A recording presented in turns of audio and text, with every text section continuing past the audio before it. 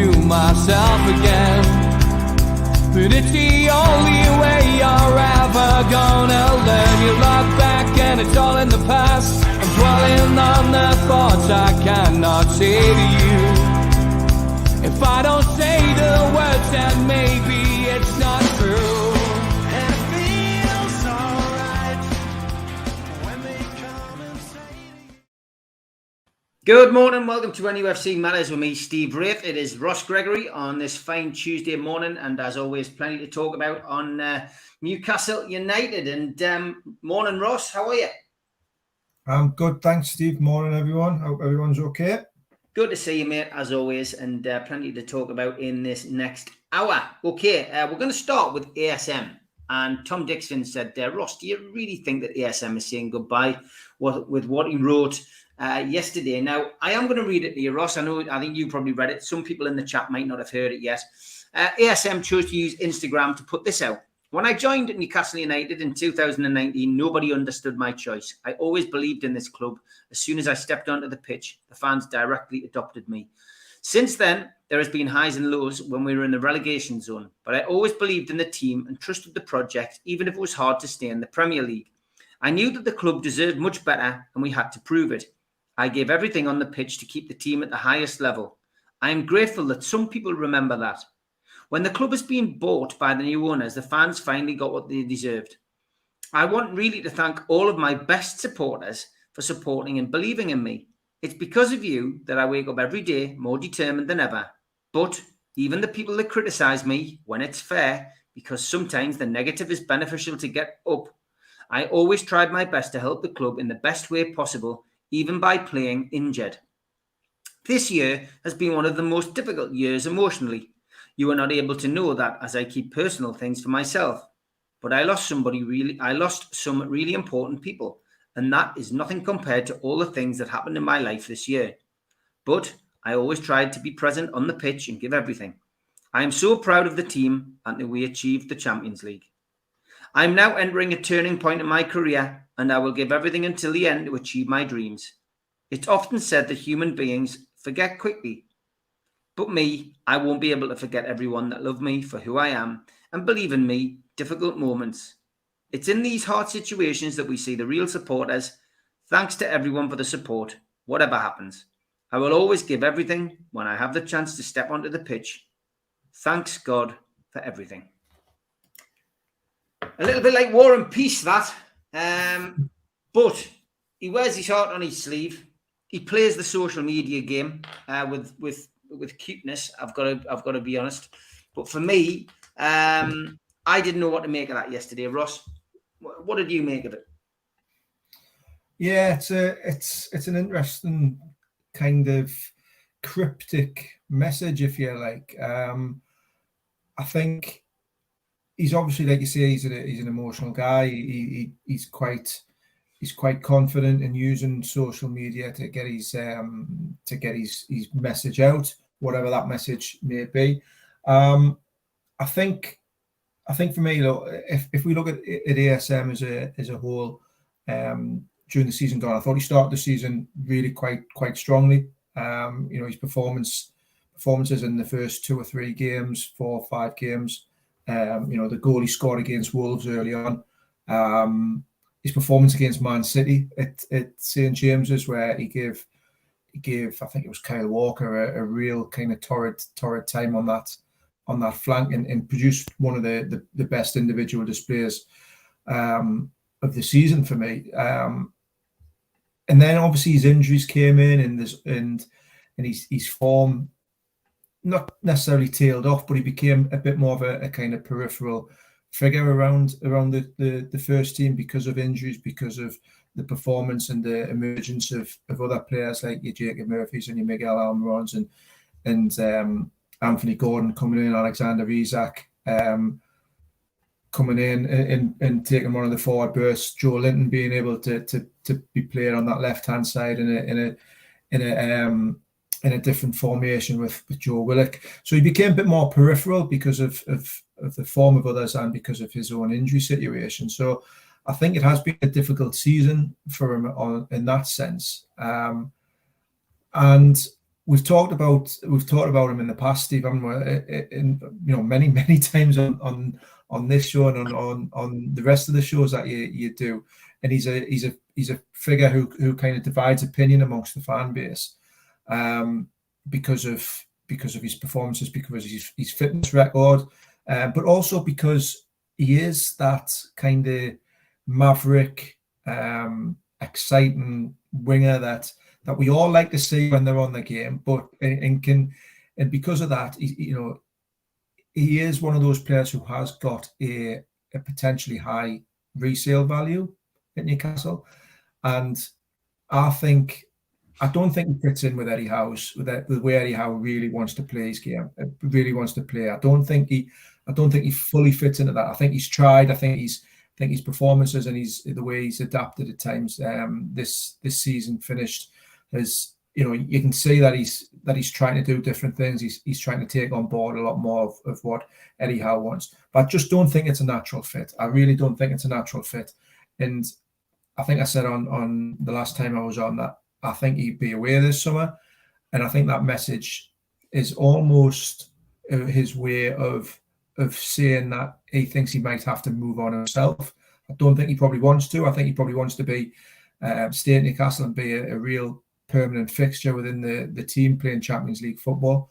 But I just don't think when everybody's fit and with the players that Newcastle potentially looking to bring in this summer as well, I just don't think that he will be a first choice starter for Newcastle. And I think he realises that himself, if I'm being honest. And for me, it's almost like the first stab in him saying, I think I might have to be away this summer. I mean, if he could get fit and if he could have a run of games and if he could, adapt more to the Eddie Howe way, is there a potential the club will keep him? I mean, we know that Eddie Howe is been asked in press conferences on numerous occasions, which we've covered on this channel. Is ASM up for sale? Is he going? Is he leaving? He's denied it, but he's also said that he doesn't want Paul Dummett and Matt Ritchie to go anywhere. Which again, I think a lot of us are scratching our heads in disbelief. He can't keep everybody. He's going to have to let somebody go. But is there a chance? And is, as somebody says, I mean, Trolls, big supporter of ASM on the channel, says that ASM has just told us how he feels and thanked the fans in those last two lines. Tells me that he is willing to sit on the bench if he has to, but that's just my opinion. It's not clarity. He's not going to say I'm off until he's off and thank the fans. I can see where Trolls is coming from there. I can genuinely see this is almost like I am prepared to do what I've got to do. I mean, initially after the season had finished, he's back on the treadmill wearing a Newcastle top, which again is him playing the social media. And fans are left to guess and, second guess what is he up to? It's a strange scenario. Some would say, Callum Wilson's a strange scenario, having a podcast. And that's caused a little bit of a stir on the West Ham side of things this week with, comments, laid with his partner in crime on the podcast about a fellow player. This would never have happened back in the day, But yeah, getting back to ASM, could he knuckle down? Could he change things around, Ross? Do you think? I think he's tried already, and he's got to the point where he's tried to adapt his game a little bit, and I just don't think it suits him, and I don't think it suits Newcastle. I'm not saying that there's not a role for him within the squad, because I think there is. I think there was a game towards the end of the season. Can't remember which game it was now. Might have been Leicester. I can't remember which game it was. Anyhow, he came off the bench when Newcastle were a little bit needing a bit of a spark, and he looked a real bright spark in the game, coming off the bench with 20-25 minutes to go, and kind of driving it at the fullback and committing players and creating kind of a little bit of havoc. And I do think if he stays, that would probably have to be his role, though. It would have to be more of an impact sub. More of somebody who is a potential game changer off the bench. I don't see him being someone that will start too many games. But look, Newcastle need a big squad next season. They really, really need a big squad because of the Champions League, and they need different types of players. And he certainly offers a point of difference squad. So whether that's enough to keep him happy, whether that's enough to keep him in Eddie Howe's plans, I keep going back, and I know it sounds daft, but I just do keep going back to FFP and to his resale value. Now Newcastle, if they get rid of players this summer, which they will have to do because they can't keep everybody and bring everybody else in. And the point you make, Steve, about Dummett and Richie is a really good one, and I'm sure we'll come on to that in a little bit more detail later on. But if Richie and Dummett go, Newcastle aren't getting a penny back. Not getting a penny back from them. If ASM goes, there's a potential that they could bring in £40 million for ASM, 35, 30, 30, £40 million, whatever number you put on them. And that goes a long way to helping the club in bringing in reinforcements, meeting FFP requirements, and strengthening in other areas. So while he may be somebody that can contribute a heck of a lot to that squad in certain ways, it just feels like the end of the road for me. Yeah, I mean, I can understand anyone feeling that reading that it feels like the end of the road. You mentioned 30, 35 million, 40 million, this potential, collateral coming in from any sale.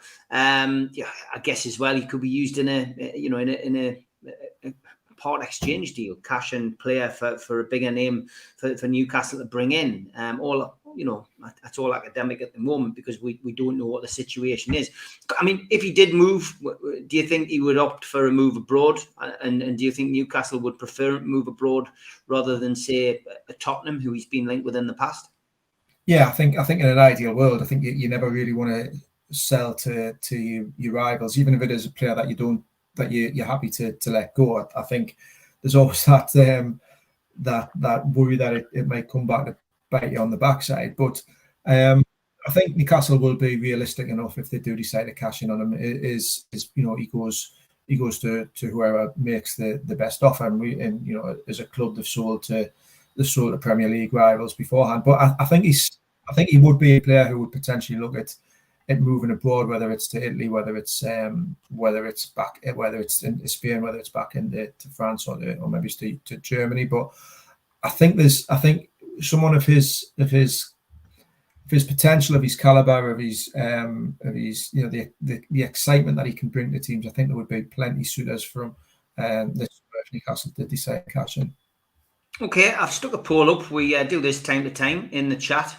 So give us your opinion. We'll keep an eye on it, and we'll talk about that maybe a little bit later on as well. I'm just going to go through your comments. Some great comments. Roger says, spot on, Ross. He is an enigma when he turns up. David says, we've said this before, we need to be ruthless, and this once again is all about him. He doesn't fit our team for the future. Quite a strong view there from David. Morning, Kevin. I think Trolls has got it spot on, says Steve Parker. Ian says, I'd love ASM to stay as an impact sub in the future when we need him, as he brings something different, but I agree with Ross. I just can't see it happening. And then a comment from Kamal says, the team needs an ASM. We can't just have workman-like players. The variety in ASM's play is certainly something which makes him an attractive option, I think, for people to keep him. Andy says it would be a mistake to let ASM go before we've got a replacement confirmed, which I would certainly agree with. Don't want to go down the Shelvey route again. A lot of people feel that the team was left slightly short in the central midfield creative department when Shelvey left, and injuries hit the likes of Bruno, etc. Rag and Bone Man, ASM was the centre of attention for a long time. Now we're a different club. He always looks overweight to me, playing in a super fit team. And Troz says, we won't get 40 million for ASM as things stand. He will be 30 to 35 million in my opinion, but I could certainly be wrong. I do not want to see ASM in the Premier League at another club.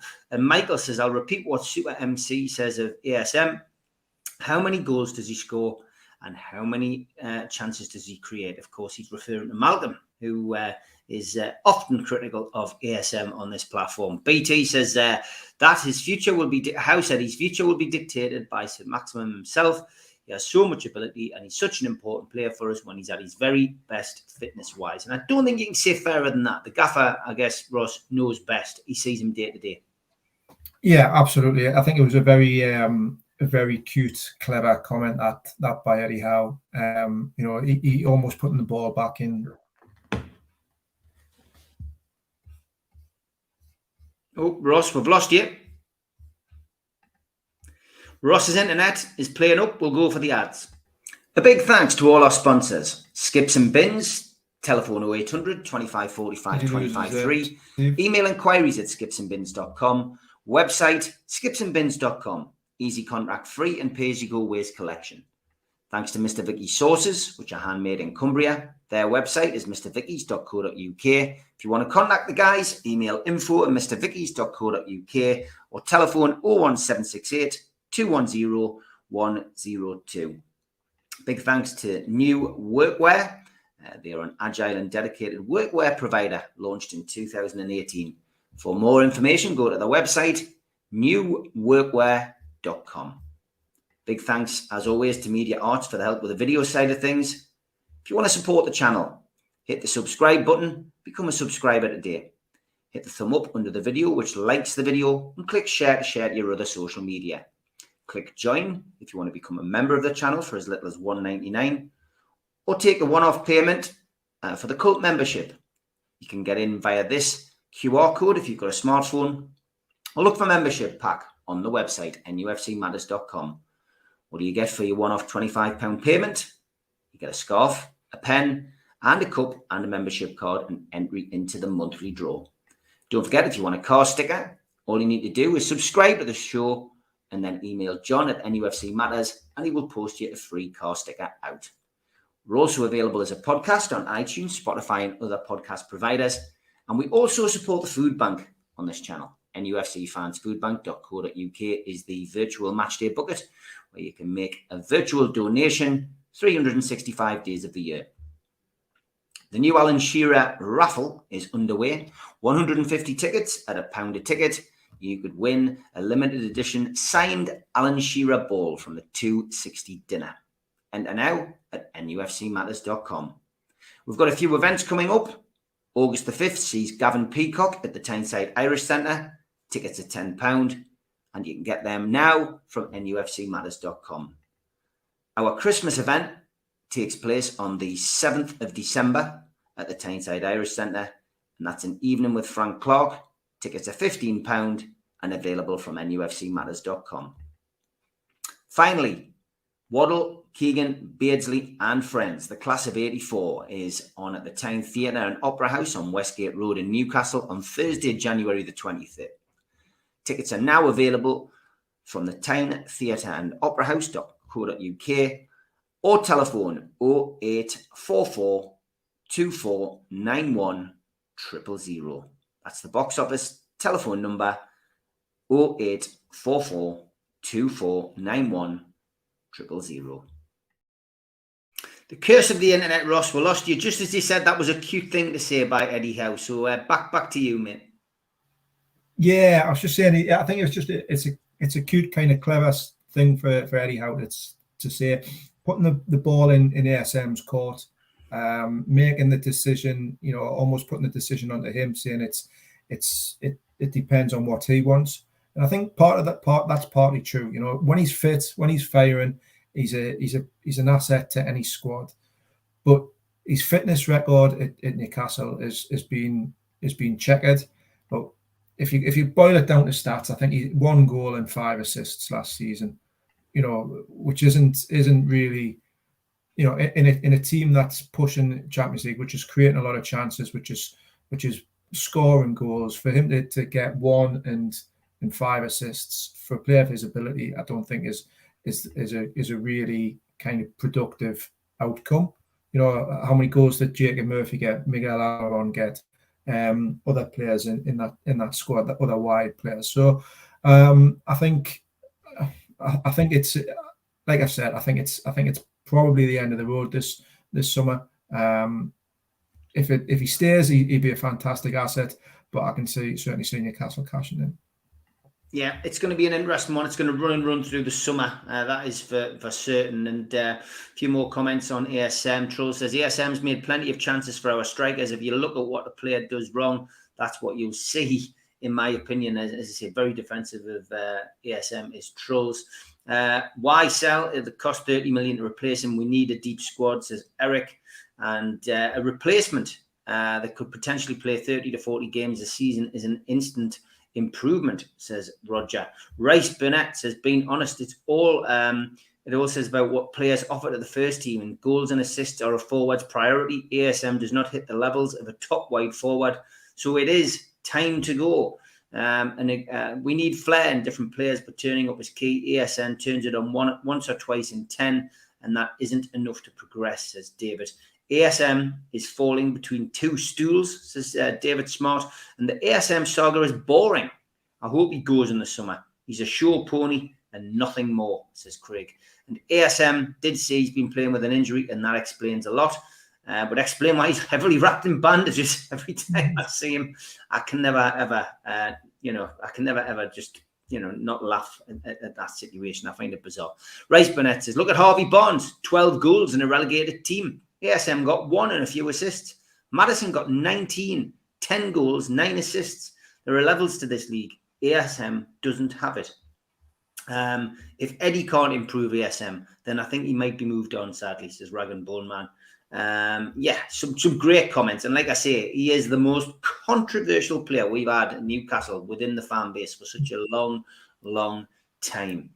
Okay, Steve Parker, I'll ask your question. He said, Ross, do you think we'll see sponsor and potential new shirt announcement on the 9th of June? It is happening, isn't it? It's Sam Fender weekend, this weekend, Friday, Saturday. We're led to believe that there will be some kind of shirt release, and we would imagine the sponsor will be announced then as well, with some other homework getting done this week, Ross. Of course, Fun 88 stepping down. Obviously, we know that betting companies won't be allowed to be on front of shirts anyway moving forward in the Premier League, but they've done another deal with them as an Asian betting partner. Yeah, I think it's all moving forward very, very nicely. But whether it's the 9th of June or not, I've got no idea in terms of in understanding of when it's going to be. But we all know that there's going to be a new shirt, and I think it's a key part of what Newcastle are trying to do moving forward. Obviously, it's the where the club is now, moving into the Champions League. With a kind of a bigger reach and a bigger following, more eyeballs on the club. All the commercial deals that have been in place previously, and I've spoken about the commercial deals at length previously about the fact that under the previous owner, the commercial operation, the commercial arm of the club was stagnant and went backwards, if anything. This is a new era. This is a new ownership with new ideas, with better people, to be honest. If we're being honest, better people in the key positions on and off the pitch than what have been previously. So it's all geared up towards delivering a club which is sustainable long term, which isn't just relying on short term fixes, which has a marketing and a commercial department which is driving revenue in so many different ways, and it's just exciting. I think it's exciting. It's exciting for the fans to be talking about these kind of commercial deals, which in some senses is quite dry. Everybody likes to talk about transfers and which players have been brought in, but now everyone's a lot more, I think, savvy about the commercial arm and the commercial exploits of a company in a business and what they can bring to a football club. So whether it's this week or further into the summer, I'm not sure, but look, it's going to be an exciting announcement when it does come. Yeah, I think Fun 88. I mean, I saw the social media comments yesterday by a lot of fans and podcasters, etc. People saying, they were happy that they retained some kind of influence because they've been interactive with the fan base. They have been. I'm not sure that's a reason to keep them. But ultimately, I get people's points. They have been quite humorous, haven't they, with some of their Twitter posts in particular. Yeah, they've been all right. I found some of the comments a little bit odd yesterday, if I'm being honest. I thought there was a few comments from various people which just looked a little bit stage managed and a little bit odd. But look, I've got no real concerns about Fun 88. Look, they've done okay, but out of their linking with Newcastle, but let's be honest, they only do it's not just they're not just here just to entertain Newcastle fans. Their link up is something that's benefiting them as well. So I wouldn't lose too much sleep about Fun 88 personally. Yeah, I do know exactly what you mean, mate, because I was the same yesterday. But we'll move on, each to their own, as they say. Rice says, Stevie, dream signing is Diaby on that right wing, but at some point we may have to prove to be a team who doesn't go for their top targets out of cheapness. Lime, Sablozli, was it what got pronounced last night? Sabazlai, that was it, Sabazlai. Somebody actually broke it down last night, so I can see it, Sabazlai. He's a 70 million Diaby with 60, lots of different names getting linked. We have a long way to go to match the 100 millions that other top clubs have had, but we will get there with our commercial team. Can't knock Fun 88, they did a great job. It's time to move on now though. Says Steve. P7 says ASM is an Instagram player with 30-second clips of what he can do. So yeah, lots of comments. Paul, good morning, mate. Thanks for sharing the show as usual. I mean, just for fun, I asked Barry Hogan, who does the fans forum on a Monday, to do a spreadsheet each week and keep a running total of how many players we're getting linked with. Not sure if you saw the tweet that I put out the other day, Ross. So you might have done, so it might spoil it a little bit. But any idea so far what the current number of players is that Newcastle have been linked in 1 week, one physical week and 1 day?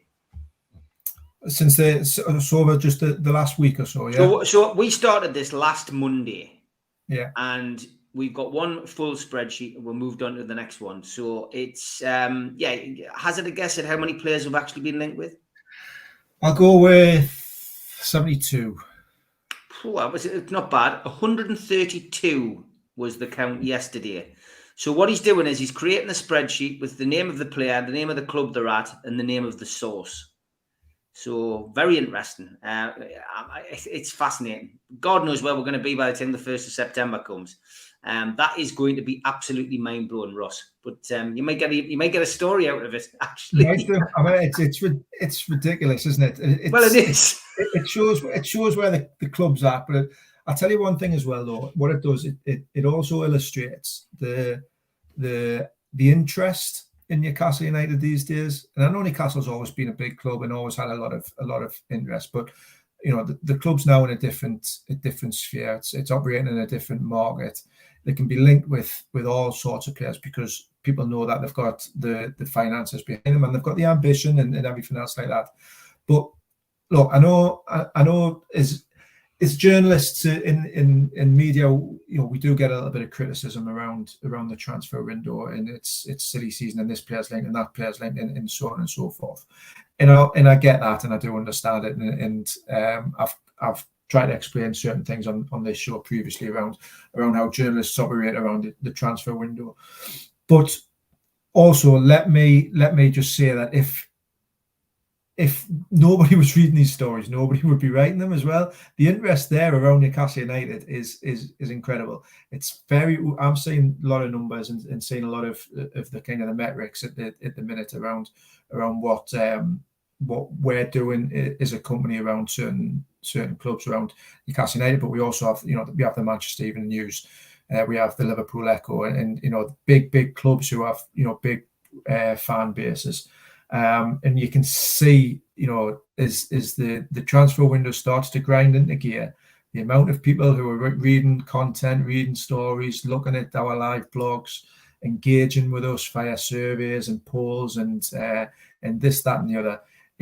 I know it's an odd time, and we've got another two and a half months of this, so that number is probably going to be in the 4 figures by the time that spreadsheet is probably going to need another 20 pages on that spreadsheet by the time we hit August 31st or September the 1st, whenever the deadline day is. But people just love it. I know people. It's one of them where it's almost like a bit like rubbernecking on a motorway when you're driving past on the opposite side and there's a car being pulled over by the police or something like that. Or there's been a bump or something. You don't want to look, but people can't help it. People are intrigued by it. People are, you know, they don't stop looking at articles and stories at this time of the season. It's madness, but but it's all good fun as well. Yeah, no, it definitely is. And you're right. We're worried about Barry's computer. It might blow up by the time the 1st of September comes, but we will wait and see. Before I come to some of the questions in the chat, just want to quickly chat about the article in the Chronicle we talked about yesterday on the show, on the fans forum, which is just about the Champions League squad. It's quite easy once you read the article and how it pans out, but it lays open a few potential players either staying at the club or even maybe returning to the club. Look at the local players first and foremost. Paul Dummett and Matty Longstaff, of course. Paul Dummett now probably the fittest he's ever been, but unable to get a place in the team. Sometimes not even in the squad. Matty Longstaff, of course, went out on loan, got injured, and has been recuperating and trying to get back to full fitness. And still a way to go for Matty.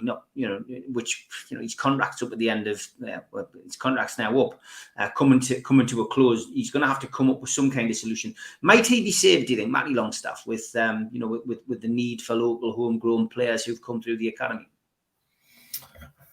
Possibly. It's an interesting one, this one, because it only relates really to the Champions League. It's a Champions League squad now. I think you can name a 25-man squad for the Champions League, and 4 of those have to be kind of what are called the homegrown, home trained ones. If you don't include those 4, then you can't name. You can if you go down to, if you lose one, if you don't have 4, if you only have 3, then you can only name a 24-man squad. So there's got to be 4 within there.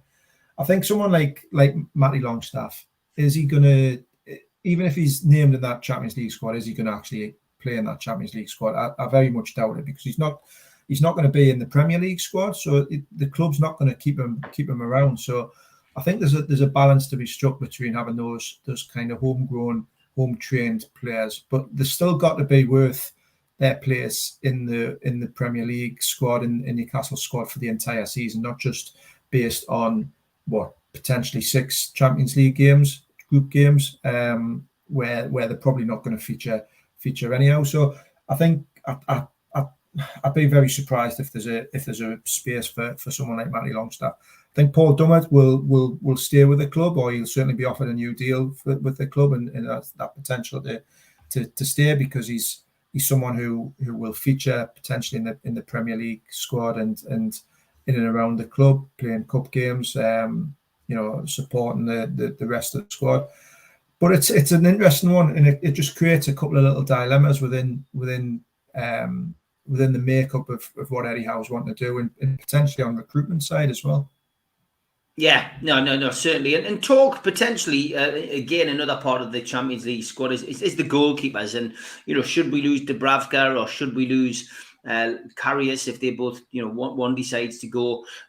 Talk again of helping this, locally trained players category that falls in the Champions League. There's talk of potentially bringing Fraser Foster back. Tim Krull was mooted as well, but Fraser Foster would be an interesting one. He's available. And many feel he was harshly treated at Newcastle. We shouldn't let him go. But goalkeeping position, we've been spoiled for choice, haven't we, over the last couple of decades? We've always seemed to have had a wealth of keepers either at the club in the first team level or coming through the academy. So we've done quite well with that. But Fraser Foster back at Newcastle, would that be something you would be a fan of? I think it's not a bad shout. I think he can. He's been number 2 at Spurs pretty much, and he's coming. What is he now? 36, 35, 36. He's at the back end of his career. But I think you need these people sometimes in and around the squad. Players who are understanding of their role within the squad and know that they're not going to necessarily be first choice or even second choice. That you still need them backup. Backup positions. Newcastle, Nick Pope's going to be number 1, and he's going to be number 1 for the next couple of seasons. There's no doubt at all about that. The kind of the backup options are for the goalkeeper position: Dubravka, Karius, Caldalo still, and potentially bringing somebody else in. So it's an interesting one. I wouldn't be surprised if they are looking at bringing in somebody like that, someone like what Scott Carson's done at Man City and others have done elsewhere. So I watched Fraser Foster a few games last season, and look, he started a number of Premier League games, made some great saves, but also looked a little bit, I thought at times looked a little bit not necessarily match fit or sharp as what he could be. But if you're bringing somebody in as a third choice goalkeeper, then making sure that they fit certain criteria that will help the rest of the squad and help the Champions League dilemma isn't a bad shout at all. Yeah, again, it's just there's so many different angles that this transfer window is going to go in, and the addition of Champions League football for Newcastle, and hopefully in the next few days the announcement of a big sponsor, and the fact that we've finished fourth in the Premier League, we've got a cup final, we've got the Amazon money coming in. Financial fair play, yes, is very important, but Newcastle are doing their best, and now the Fun 88 deal, which have announced this week, to increase the commercial revenue, which is the all-important thing that you've got to do. And yes, we might be light years behind Manchester United, Manchester City, etc. at the moment, but Newcastle will continue to to build the bastion of invincibility, as Shankly once said. Stu Mag says all the links and clickbait still makes for an interesting close season. Still exciting. Just reading about lots of players I've never heard of. Better than hoping for a loan like seasons gone by. Yeah, Hamza Chowdhury, anybody, or whatever he was called. There's been lots of links with players over the years, hasn't there, Ross? Where we've we're scratching our heads, going, why on earth have we been linked with him? And I remember, was it Shefty Kuchi who came in? One. Yeah. Do you remember him? And there was somebody else who we got linked with as well. I'm trying to think who it was. Did we not bring in somebody? Was it a striker or a midfield player? Was it in his 40s? He looked like he was in his 40s. I don't think he ever played the game. Was it Doumbia? Doumbia. Yes, that's him. That's it. I couldn't remember the name. Doumbia. So you're bringing in Doumbia. You're bringing in Shefty Kuki. You're bringing in. Remember Ferreira, who was Colaccini's mate, who never kicked the ball. Who was just, I don't know if he. Just these odd, bizarre deals of bringing in players who cost nothing and thinking, that they might turn out to be something special or whatever. But the club's operating in a really, really difficult, different market now, and I think it's amusing and fun to look back at some of these stories that and some of these players that were once linked with Newcastle, when you're not able to afford loan deals or loan fees and this, that, and the other. And let's just enjoy it. Let's enjoy where the club is now. Enjoy some of the mad links, and you're linked with Neymar and Ronaldo and this, that, and the other. I mean, we all know it's a complete load of rubbish, but it's fun. It's entertaining. It's great to be in these conversations around. I've seen Declan Rice's name and Harry Kane's name and all this sort of stuff. It's, again, players like, Jude Bellingham, all these players that Newcastle aren't going to sign certainly this transfer window. But the fact that you're in these conversations, and it's half realistic on some of them as well. I think it's just fantastic. Let's just enjoy it, because we've seen the other end of the scale. We've been shopping in the at the other end of the high street, and it's not been nice, and it's not been pretty, and it's not been pleasant. So while the club's kind of shopping at the top end, let's enjoy it while it lasts. Yeah, let's certainly do that. Okay, I will come to some of your questions. Steve Ross, why 4 Saudi feeder clubs, says David.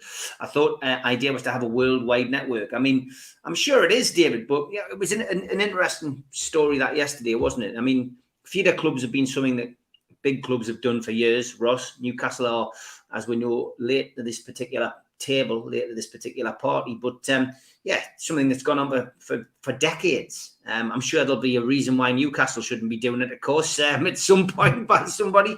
But yeah, it was an interesting move that by Newcastle, but not unexpected, I don't think. Yeah, I mean, I'm not 100% certain. I had a quick read of it last night, and I've had a quick read of a piece this morning. I'm not 100% certain how this one works out, and we'll have to see how it develops. I don't know if these Saudi teams are what you would class as feeder clubs for Newcastle, or whether it's just PIF expanding their network, buying into 2 or 3 or 4 clubs in Saudi Arabia because of the ownership changes there and the rule changes that are there. I don't know how much it will actually affect Newcastle, if anything, to be honest.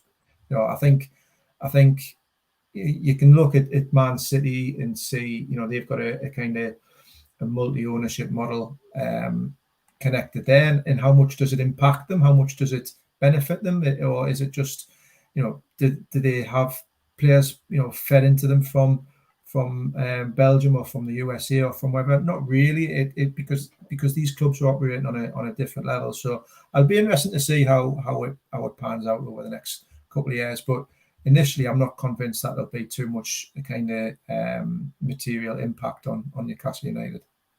Right, okay, no problem. It's the right side. We will strengthen cover for Trippier. We missed Longstaff, so no need. So need cover and need better than Murphy and Miggy, is Paul's opinion. Tom says, would you take Lucas Moura from Spurs? No. Next question. Exactly. I thought you would say that. Do you still think we'll go for Maddison? Says Tom. Yeah, I think that one's still alive and kicking. I think there's definitely still interest there. There's obviously, look, he's a talented player, and I've said this from day one, he's going to have other clubs sniffing around. Newcastle aren't going to be the only club interested in James Maddison. Certainly at a fee which is probably a lot more palatable now that Leicester have been relegated. He's definitely going to be moving on. But whether they can get that deal done, we'll have to wait and see. But there's obviously definitely huge interest there, and has been for a period of time. I think he's the type of player that would be a good fit for Newcastle. I've thought about this over a period of time. When his name was first linked, I wasn't quite sure how good a fit he was and whether he was needed. But as Newcastle are looking to develop and looking to expand their obviously expand the squad, but expand the way that they play as well, and change it, and tweak and give a point of difference. We've talked about St. Maximin being a point of difference. Someone like James Maddison is something different to what Newcastle have got. He's not a runner and someone who'll get around the pitch as much as what Joe Willock or Joe Linton will, but he offers something a bit more creative, just that a little bit different. Someone who can pick a pass, unlock a defence, fire one in from 25 yards, good set piece delivery, all this sort of stuff. I think he'd be a good fit for Newcastle. Yeah. Okay. Ian, earlier on, Toon Trader wanted to know what the budget is for Wickham this summer. It's certainly at the other end of the market, at the other end of the high street.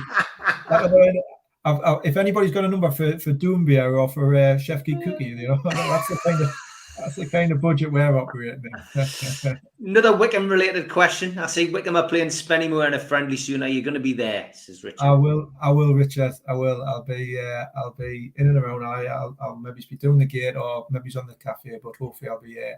I'll definitely be there. It's the only home friendly we've got this summer, because Wickham share our home pitch with a cricket, so we can't really play too many games during the summer, during the pre-season. So yeah, that Spennymoor one's a good one, and thanks very much to Spennymoor, the guys there who've agreed to come up to the glebe. See anybody there up on I think it's June the 5th or the 6th. It's the Thursday. Should be a good night. Get yourselves along.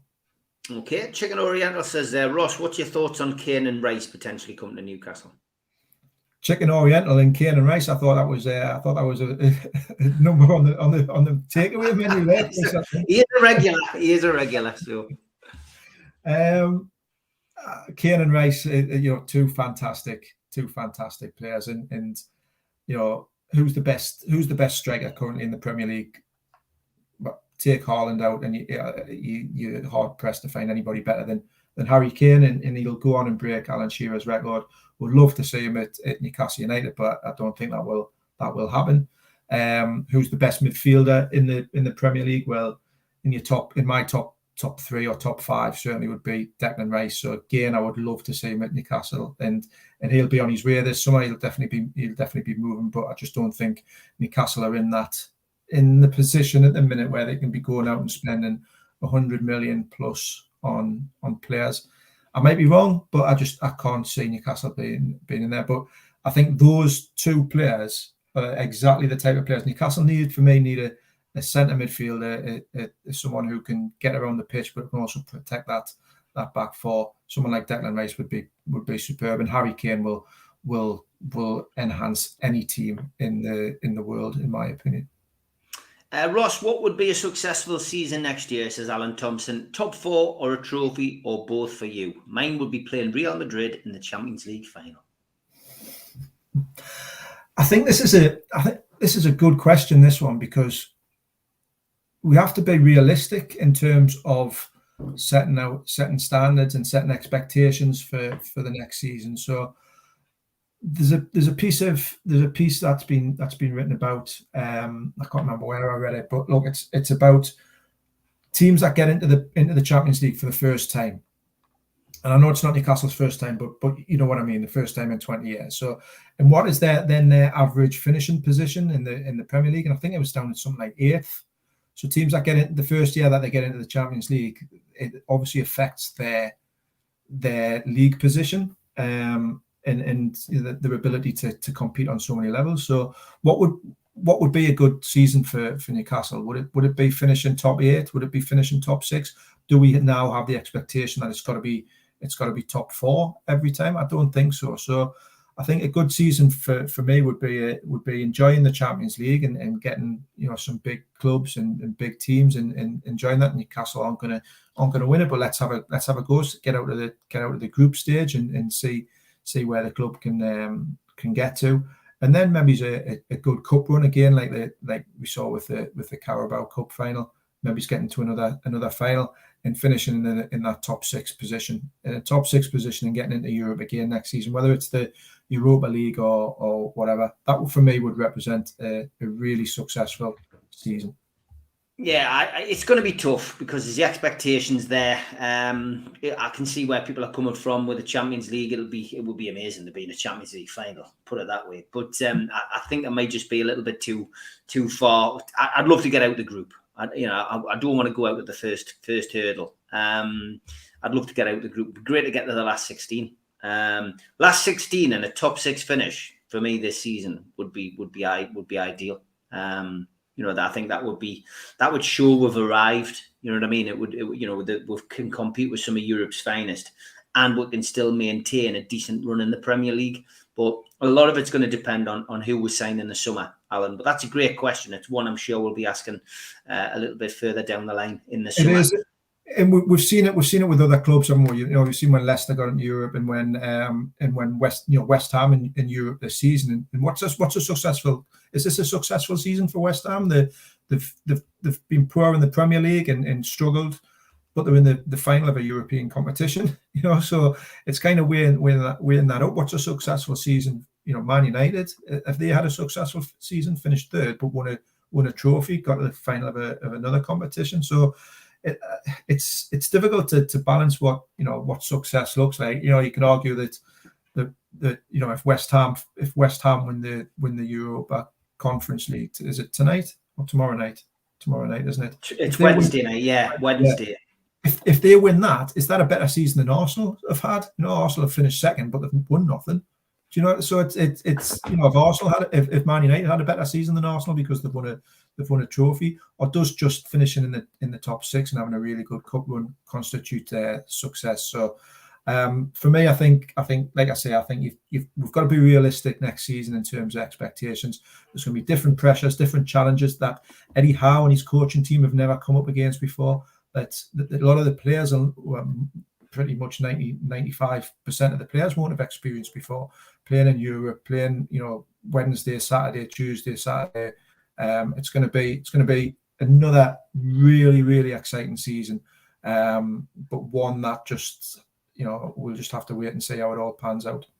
Yeah, another top 4 for me. Anything else would be a bonus, as Rag and Bone Man. Remember, 5 Champions League places next year, of course. That's right. It gives you an opportunity. Spot on, Ross. As fans, we have to be realistic. Top 4 would be fantastic achievement and cement our place in the top 4. 5th next season with another cup run would be great. Champions League season after. The league has to be priority. It's your bread and butter, says Craig. Giving up a league position for a cup or Champions League run is stupid, especially if you've no chance of winning the Champions League. Craig always Straight to the point, never minces his words in the chat. 5th gets you Champions League next year, though, which is definitely a good point that everybody makes. I disagree with Craig, mind. I think that the league is your bread and butter, but I've seen Newcastle play in the Champions League. I've seen Newcastle finish 2nd, 3rd, 4th, 5th, 6th, whatever. I've never seen Newcastle win a cup. Never seen Newcastle win anything. So if I had to choose one for next season, and it was, I'd be more than happy finishing 16th and winning a cup. Mm-hmm. I'd be more than happy if I'm West Ham fan and they win the Europa Conference tomorrow night, but they finished 16th, 17th in the league. That's a successful season. I would take that every day of the week. Just want to see win something, because it's been far, far, far too long. Yeah, of course it has. Geordie Toonbalay says, yes, we need to be realistic, but also keep our standards high and don't let that drop. 50 years waiting for a cup for me, says Paul Toon. Yeah, you and me both, mate. Anything on Gabriel Vega? Says Tom Dixon. That was earlier on today. And Celta Vigo President Carlo Moreno said of Vega, he'll not negotiate the player's price tag. He has a €40 million release clause in his contract. 4 Premier League teams have inquired about him. I mean, it's another one to add to the list, Ross. It is. The strong. This one's quite strong. I think, though, that this is one that there is. If speaking to people who are more in the know than myself, there is quite a genuine interest on this one, and he looks a real talent. The player Vega, he looks like he's got something about him. But look, there's going to be, as you've mentioned there, four Premier League clubs. There's going to be interest from the big clubs in Spain as well around this player. So hope it might be one that Newcastle can get done, and it's one that they've been linked to. It's not just in this transfer window; they've been linked to previously. It's not something that's just come up for the first time over the last few days or the last week. There is a bit of a longer standing interest there. So, but I think.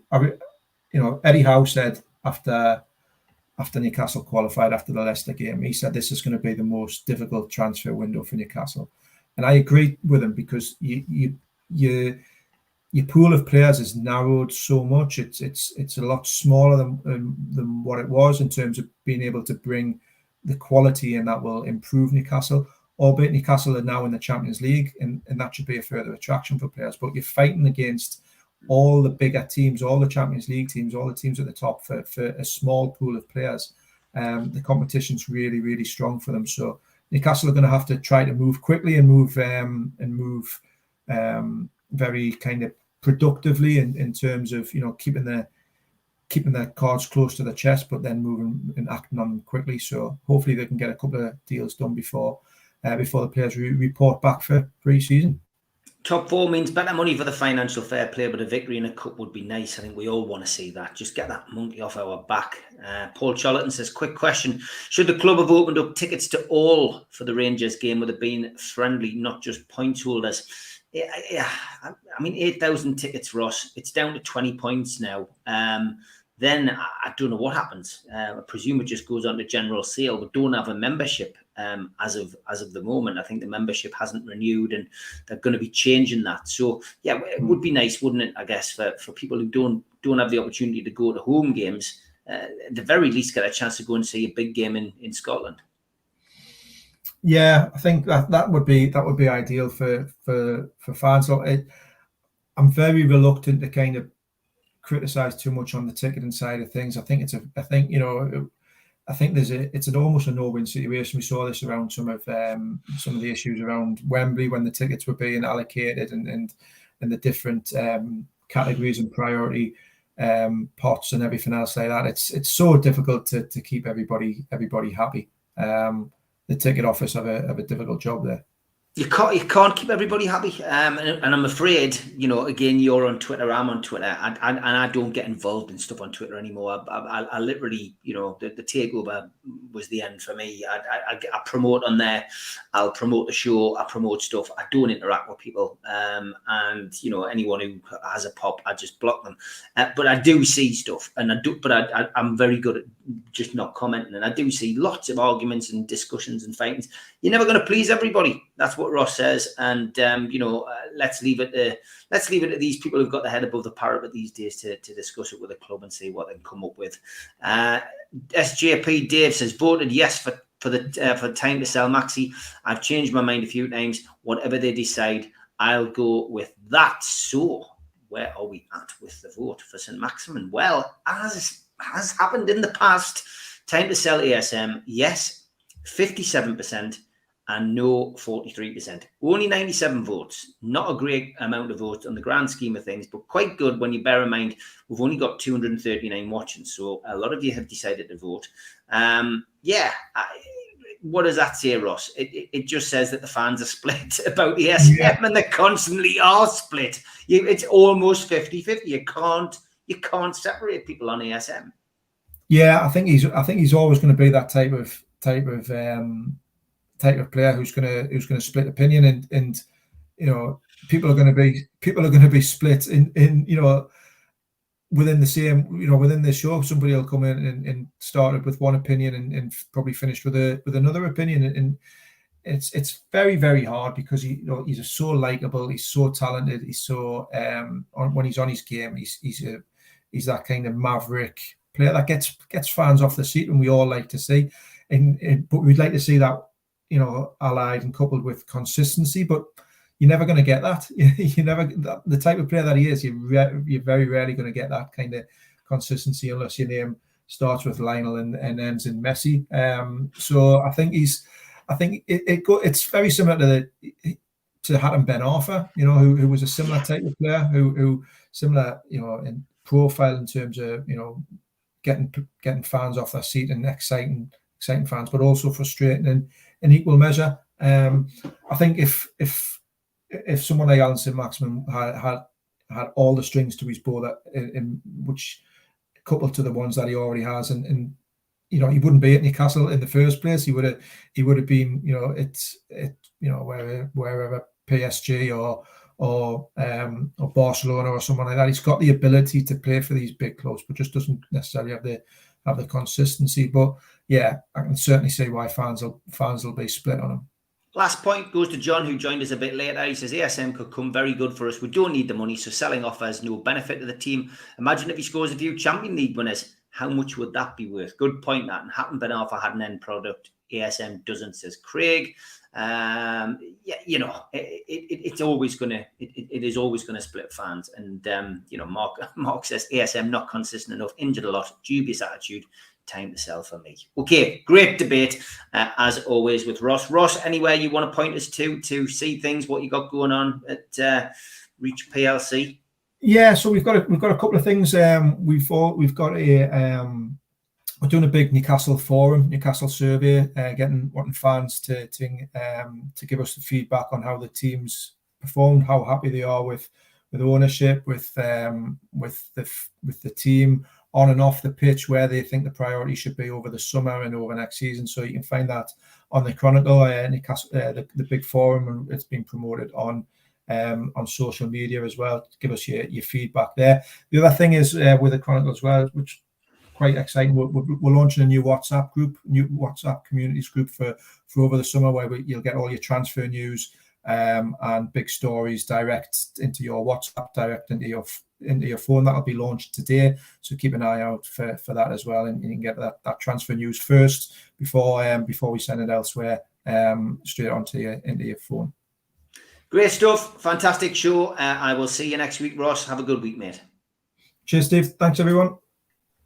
We still do 7 NUFC Matters show a week for free, but if you want to help support NUFC Matters, then there are a few ways of doing it. Hit the like button on each live broadcast and video. This helps the channel grow.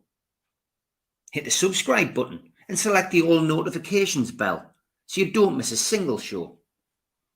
If you want to help us financially, then you can join the channel using this button, with the membership starting at $1.99 a month.